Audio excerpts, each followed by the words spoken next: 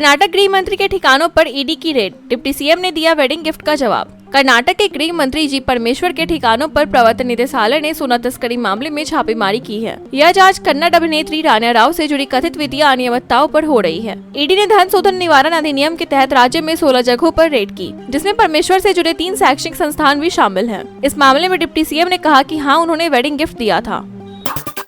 कांग्रेस ने सांसदों के विदेश दौरे को दिखावा बताया, पीएम मोदी पर ट्रम्प बयान पर हमला। कांग्रेस ने अमेरिकी राष्ट्रपति ट्रम्प के बयान पर पीएम मोदी पर तीखा हमला बोला और सांसदों के विदेश दौरे को दिखावा करार दिया। पार्टी ने कहा कि मोदी को संसद का विशेष सत्र बुलाकर आतंकवाद और पहलगाम हमले पर स्पष्ट जवाब देना चाहिए। महासचिव जयराम रमेश ने कहा कि विदेश दौरे निरर्थक है और सरकार को ऑपरेशन सिंदूर जैसी घटनाओं पर जवाबदेही निभानी चाहिए तथा संसद से एक सामूहिक संकल्प दुनिया के सामने रखना चाहिए।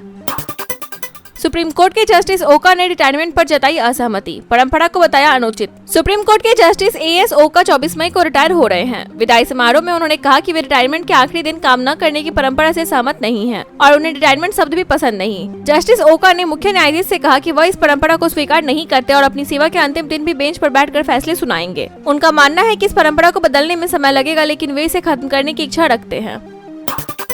ऑपरेशन सिंदूर पर भारत को मिला जापान का समर्थन, संजय झा ने पाकिस्तान को किया बेनकाब। टोक्यो में भारतीय सांसदों के प्रतिनिधिमंडल ने जापानी विदेश मंत्री ताकेशी इवाया से मुलाकात कर आतंकवाद के खिलाफ भारत के कड़े रुख को दोहराया। जापान ने भारत की आतंकवाद विरोधी नीति को समर्थन किया और पहलगाम हमले पर गहरा शोक व्यक्त किया। जनता दल के सांसद संजय झा ने कहा कि जापान ने भारत के संयम और सख्त कार्रवाई की सराहना की और इस लड़ाई में भारत के साथ मजबूती से खड़े होने का भरोसा दिलाया।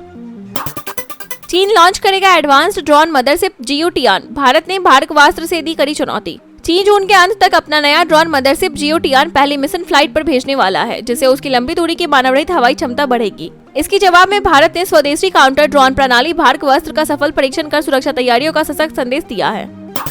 पीएम मोदी का पाकिस्तान पर तंज, जो हथियारों पर घमंड करते थे आज मलबे में दबे हैं। पहलगाम हमले और ऑपरेशन सिंदूर के बाद पीएम नरेंद्र मोदी ने पहली जनसभा में पाकिस्तान को कड़ी चेतावनी दी। उन्होंने कहा कि अगर दोबारा आतंकी हमला हुआ तो उससे भी भारी जवाब दिया जाएगा। मोदी ने तंज कसते हुए कहा कि जो पाकिस्तान अपने हथियारों पर घमंड करता था वह आज मलबे के ढेर में दबा हुआ है। तमिलनाडु घोटाले में ईडी पर सुप्रीम कोर्ट की फटकार, कहा एजेंसी सब सीमाएं लांघ रही है। तमिलनाडु स्टेट मार्केटिंग कॉर्पोरेशन घोटाले की जांच कर रही प्रवर्तन निदेशालय को सुप्रीम कोर्ट ने कड़ी फटकार लगाई है। मुख्य न्यायाधीश भूषण रामकृष्ण गवई ने कहा कि ईडी संविधान की सीमाएं लांघ रही है और जांच पर रोक लगाने के आदेश दिए हैं। कोर्ट ने एजेंसी से जवाब मांगा है। यह सुनवाई तमिलनाडु सरकार की याचिका पर हुई, जिसमें मद्रास हाईकोर्ट द्वारा ईडी को दी गई जाँच की स्वतंत्रता को चुनौती दी गयी थी।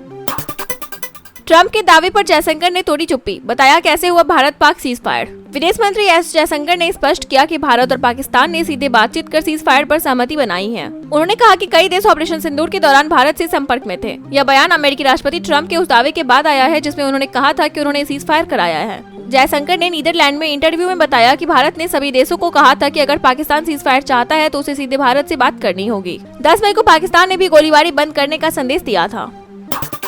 जासूसी कांड में ज्योति मल्होत्रा की पुलिस हिरासत 4 दिन बढ़ी, बैंक खातों की जांच जारी। हरियाणा की हिसार अदालत ने यूट्यूबर ज्योति मल्होत्रा की पुलिस हिरासत 4 और दिन बढ़ा दी है। ज्योति को पाकिस्तान के लिए कथित जासूसी के आरोप में 17 मई को गिरफ्तार किया गया था। 5 दिन की रिमांड पूरी होने के बाद पुलिस ने हिरासत बढ़ाने की मांग की, जिसे अदालत ने स्वीकार कर 26 मई तक बढ़ा दिया। इस दौरान बैंक खातों की जाँच भी जारी है।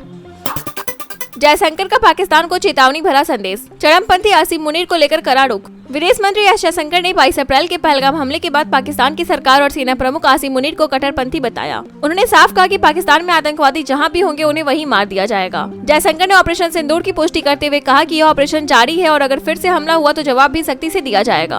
उन्होंने बताया कि लड़ाई और सैन्य कार्रवाई पर दोनों पक्षों के बीच सहमति बनी हुई है।